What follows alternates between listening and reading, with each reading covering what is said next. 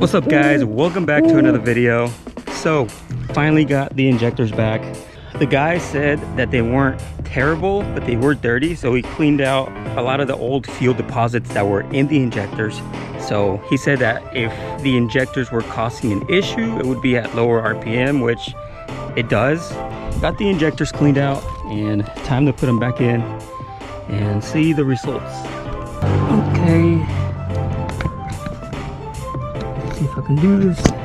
Found out it's a lot easier to put on the clip before you put the injector in. The clip goes right in here, slides in, bam, there it is.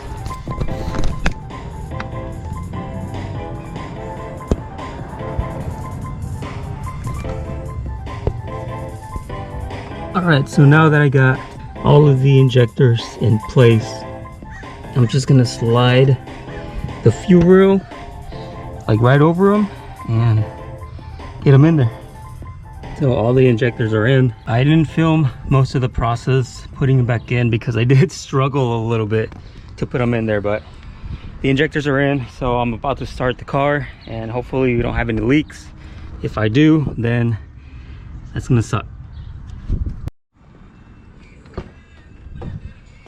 Alright, so I went ahead and primed the system and I got one leaking right there. All the other ones are good except for that one. So I'm not sure why. 3 hours later. Okay, so I've been at this thing for like 3 hours already. My back is killing me. And I went ahead and replaced the O-ring seals and the little rubber spacers that go before the O-ring at the very top of the injector.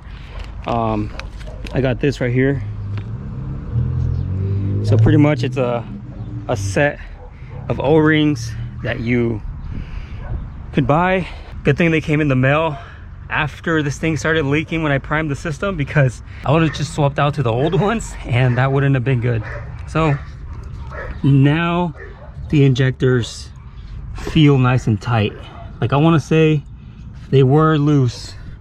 Like I could kind of spin them even though the whole thing was already set up. So I got the fuel reel in, I got the top plastic where the harness goes in, I got all the sensors connected. Now I just got to connect the battery and try to prime this thing one more time, check for leaks, and if there's no leaks then I'll go ahead and start the car.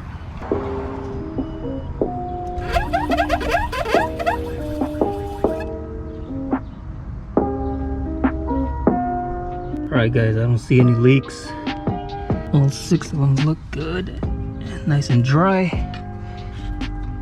Kind of nervous that something is gonna leak, but here we go.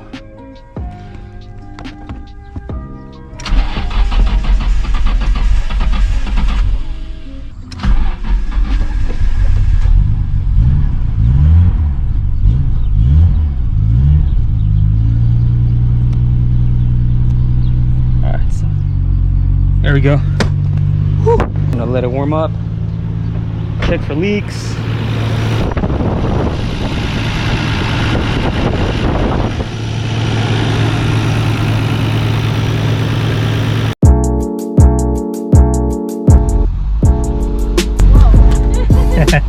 You're on the wrong side. Yeah.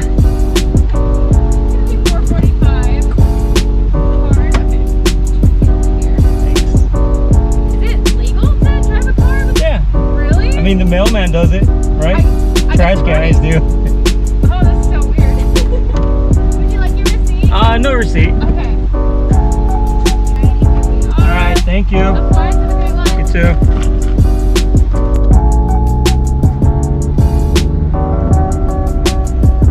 I'm gonna be honest with you guys. I've driven the car for a little bit right now, and it did it again. So obviously the issue is not resolved.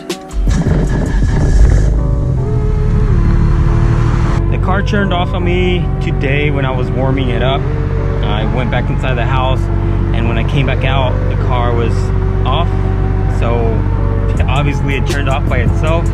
And then as I'm driving it around, it did the little hiccup 2 times, not a hesitation, a hiccup where like it pauses and then it picks up acceleration again.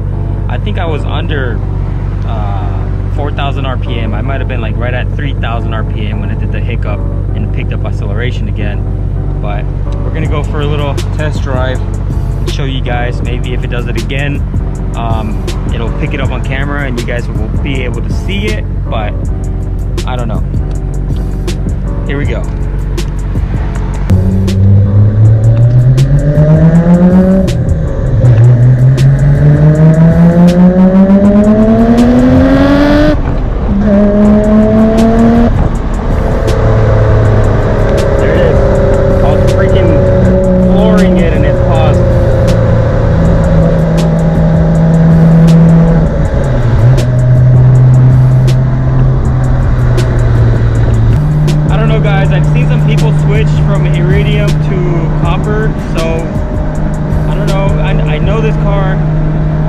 Doesn't have copper, so I might try those out.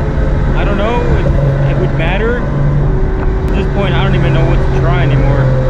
You guys just saw right now that I was at full throttle and it literally just paused, cut my throttle, cut my gas, and then after that it picked up again, but I just stopped.